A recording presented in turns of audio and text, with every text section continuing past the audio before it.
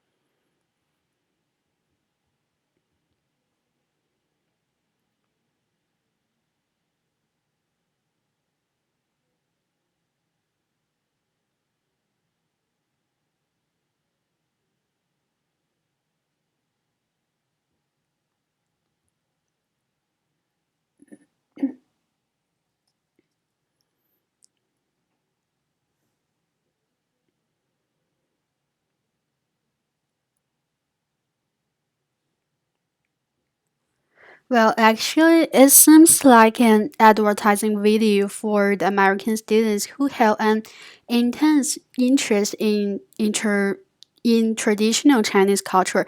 So the purpose is to attract more students and the Chinese teachers to join the Confucius Institute. Definitely, they won't show the conflicts and problems in this video. However, the Confucius Institute at Cleveland State University is facing serious cultural conflicts. The stakeholders include the teachers, the students, and even the families. And I found a research paper which has surveyed and interviewed 15 Chinese teachers from Confucius Institute at Cleveland State University. The results show that over 70% of teachers are suffering the seriously cultural conflicts, especially in the classroom management, the relationship between teachers and students, and the philosophy of education and the teaching methods. Here is the form of different aspects of cultural conflicts in the Confucius Institute at Cleveland State University. We can see the most serious one is the classroom management conflict. Some teachers complain that it is hard to manage students because of their indisciplined behavior, such as the students feel so free in class and ask some questions which are not related to the course. And the relation between teachers and students is another serious conflict. more than 60% teachers complain that the teaching process is not as good as they're expected. There was a value conflict between them and students. The third theory conflict are the philosophy of education and teaching methods. Teaching thought that the schedule is not as specific as possible for both teachers and students to obey. For example, there is no break during the class, so the unorganized situation makes the teacher and students feel uncomfortable. And I narrowed down the stakeholder to these four: the Chinese teachers and the top management of Confucius Institute are the internal stakeholders. The American students and their families are the external stakeholders. In this survey, most of teachers felt anxious and unsettled, and they wanted to promote understanding of values and hope to have a positive relationship between them and their students. The top management of Confucius Institute value is spread the Chinese culture smoothly through the high quality teacher and expand the influence of Confucius Institute.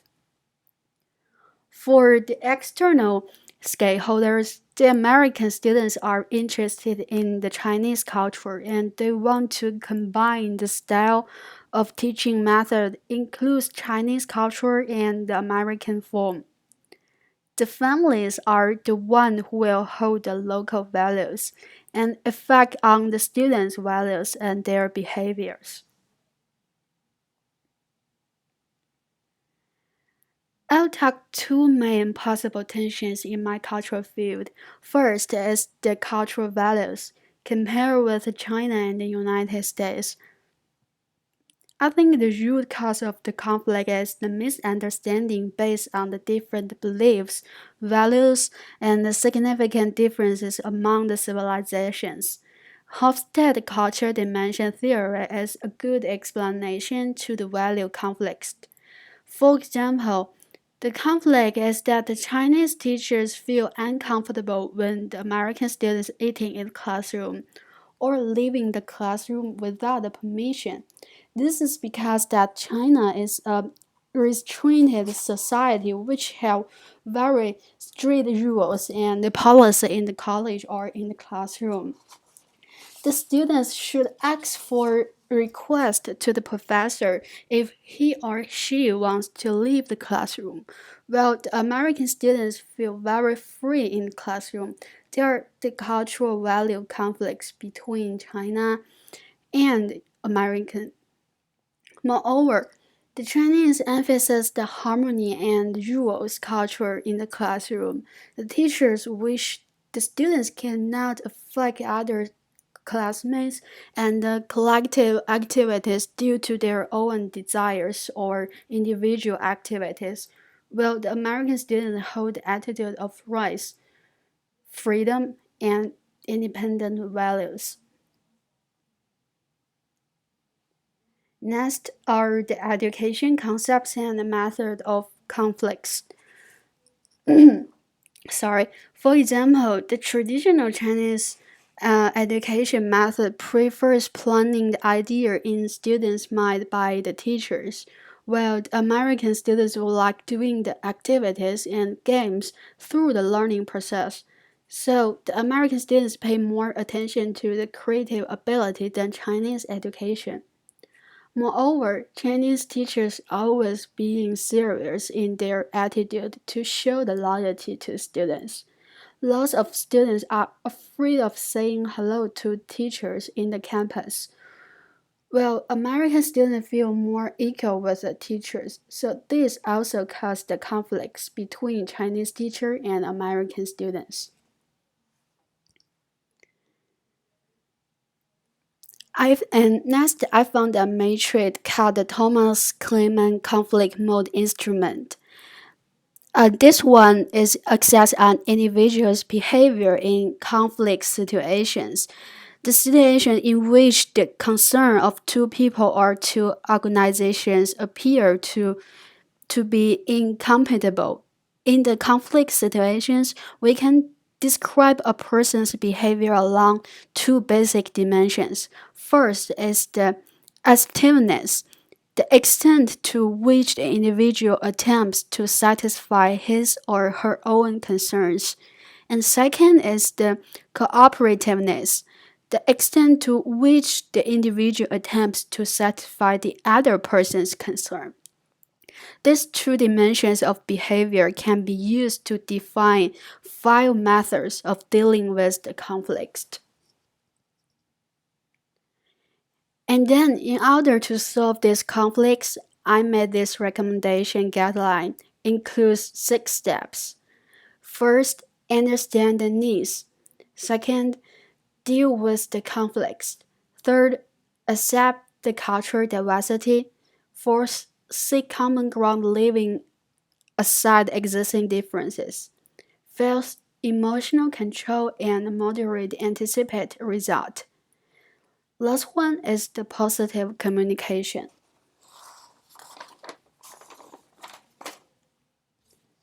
First is understanding the needs. Here is the picture we are familiar with that the glacier upon the surface is the issue that what we can see. Under the surface is the knowledge or the problem we can see. So it's really important for teachers and students both try to understand their own true needs and exchange the information together. Their values are very significant to be the counter when they begin the negotiation.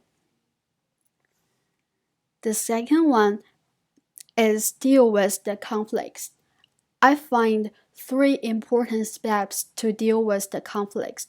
For example, the teachers and the students in Confucius Institute must learn to confront the difficult situation and make less tense between each other. They need to confront the truth and sit down together to talk about the conflicts. And then, through the communication, they will find where the problem is and less the tense. Finally, I believe the problem will alleviate by the positive communication. Step 3 and 4 are accept the cultural diversity and seek the common ground leaving aside existing differences.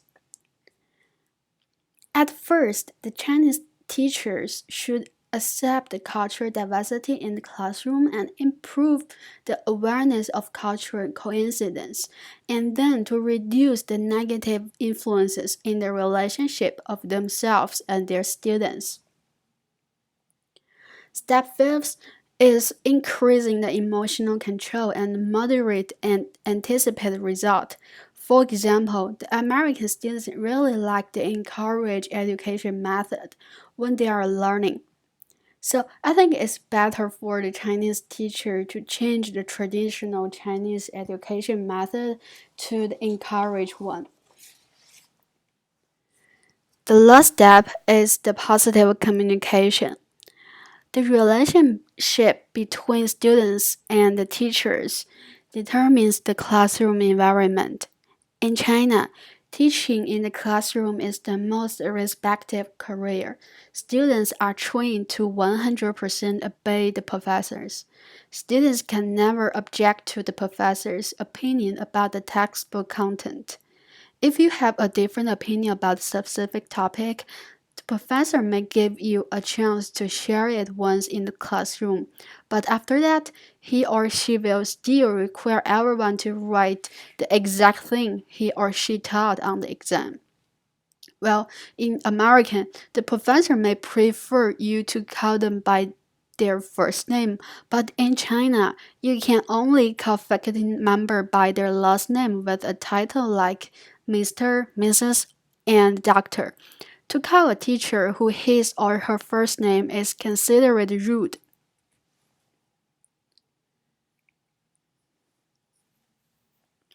And I found 3 little steps for the positive communication. First is the positive motivation. This is one of the important things that a teacher must possess. In a class, students always have different kinds of taste over the subjects.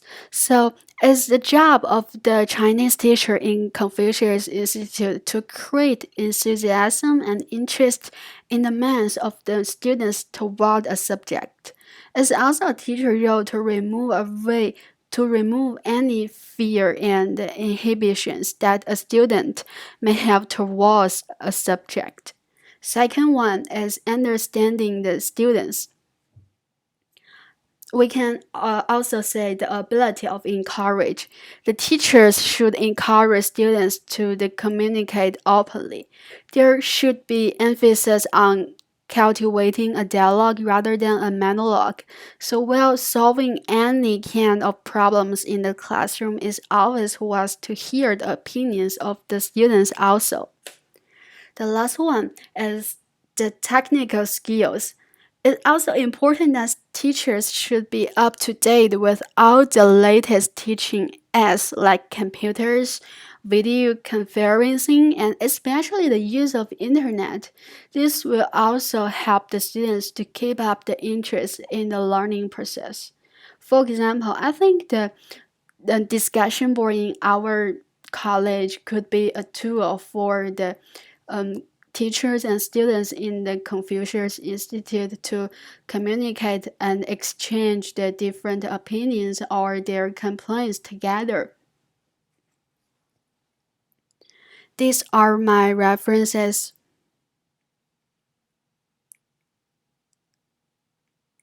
Thank you so much.